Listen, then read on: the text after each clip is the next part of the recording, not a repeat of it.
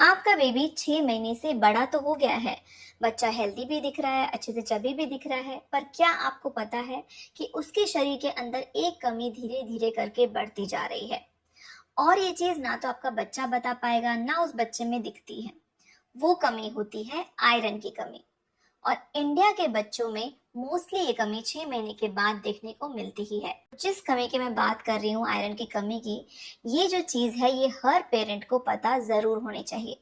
तो फ्रेंड्स, होता क्या है कि जब आपका बेबी पैदा होता है तो उसके पास आयरन जो है स्टोर होता है पहले से ही, जो प्रेगनेंसी टाइम में उसे माँ से मिला था। तो ये जो आयरन का एक तरह से स्टॉक होता है, ये धीरे धीरे करके जो है खर्च होता रहता है, बच्चे की बॉडी में यूज होता रहता है। और जब बच्चा 6 महीने से बड़ा होने लग जाता है तो धीरे धीरे करके स्टोर में आयरन की कमी होने लग जाती है। उसको ये आयरन कैसे मिलेगा? अब बाहर की चीजों से हमें उसको प्रोवाइड करना है। और दिक्कत यहीं शुरू होती है, जब आपका बेबी 6 महीने से बड़ा हो जाता है और मान लीजिए वो ब्रेस्ट फीडिंग कर रहा है, तो उस दूध में, माँ के दूध में आयरन जो है बहुत कम होता है।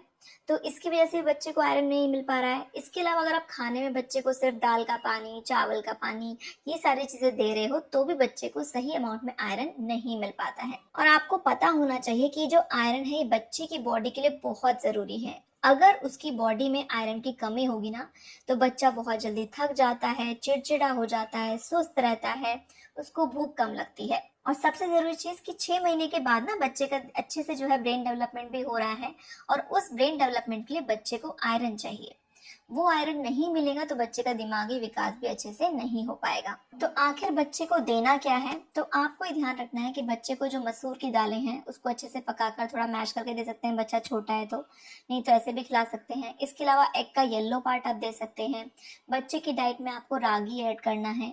जो गुड़ वाली शक्कर होती है, जब बच्चा आपका 1 साल के आसपास का हो जाए तो थोड़े थोड़े अमाउंट में उसको दे सकते हैं। पालक को अच्छे से धोकर पकाकर वो बेबी की डाइट में इंक्लूड करना है। और एक फार्मासिस्ट ट्रिक, जब भी आप बच्चे को आयरन की चीजें खाने के लिए दे रहे हैं तो उसके साथ बच्चे को विटामिन सी वाली चीजें भी जरूर दीजिए।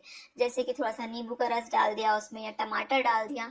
क्योंकि जब बच्चे को आयरन के साथ विटामिन सी दिया जाता है तो बच्चे की बॉडी में वो अच्छे से एब्जॉर्ब होता है। और हाँ, खाने के साथ या खाने के तुरंत बाद, चाहे बच्चे को सर्दी खांसी कुछ भी हो रहा हो, बच्चों को चाय नहीं देनी है।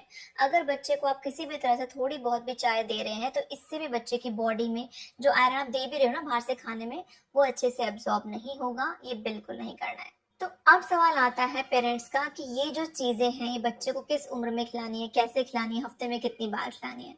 तो अगर आपके मन में भी कंफ्यूजन है तो हमने डाइट चार्ट बनाए हैं बच्चों के एज के अकॉर्डिंग। 6, 7, 8 मंथ, 9 मंथ्स, 12 मंथ्स, इनमें क्या बच्चों को खिलाना है, किस एज में कौन सी वाली चीज इंट्रोड्यूस करनी चाहिए ताकि उनकी एज के अकॉर्डिंग उसको फायदा मिले, किस फॉर्म में देना है, किस टाइम पर देना है, ये सारी ये चीजें जो है उस डाइट चार्ट में मेंशन है।